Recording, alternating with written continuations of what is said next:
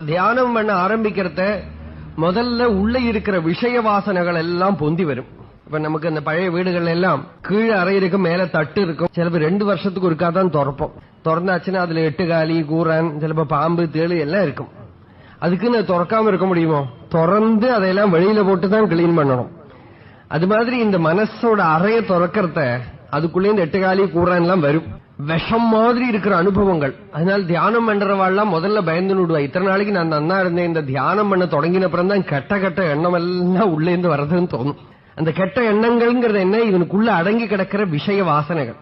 அது சிலப்போ இந்த ஜீவனால தாங்க முடியாது. அதனால குருவோட சந்நிதி வேணும். குருவுக்கு தான் அர்ப்பணம் பண்ணித்தான் அதை பொழைச்சிக்க முடியும். குருவோட சந்நிதியில இருந்தா அந்த விஷய வாசனைகள் நம்மளை பாதிக்காம வெளியில போகும். அதனாலதான் நமக்கு வரக்கூடிய கஷ்டங்களோ நம்ம மனசுல இருக்கிற துக்கங்களோ 2 இடத்துல தான் கொண்டு கொட்டப்படும். ஒன்னு கோவில்ல இருக்கிற சுவாமி கிட்ட, 2 பிரம்மஞானிகளா இருக்கிற மகாத்மாக்கள் கிட்ட. அப்படி அல்லாதக்கு அசலாத்துக்காரர்கிட்டயோ ஃப்ரெண்ட்ஸு கிட்டயோ நம்ம சொல்றது ஒரு விதத்துல ஹிம்சை. நமக்கு தெரியாது, நம்ம தெரியாம பண்ற ஒரு ஹிம்சை. நம்ம என்ன நினைச்சுக்கிறோம்? சொன்னதுனால நமக்கு பெரிய ரிலீஃபா இருக்குன்னு நினைச்சுக்கிறோம். ஆனா சொல்றத நம்ம தெரியாம அவளோட நாடிக்குள்ள இத கான்ட்ரிபியூட் பண்றோம்.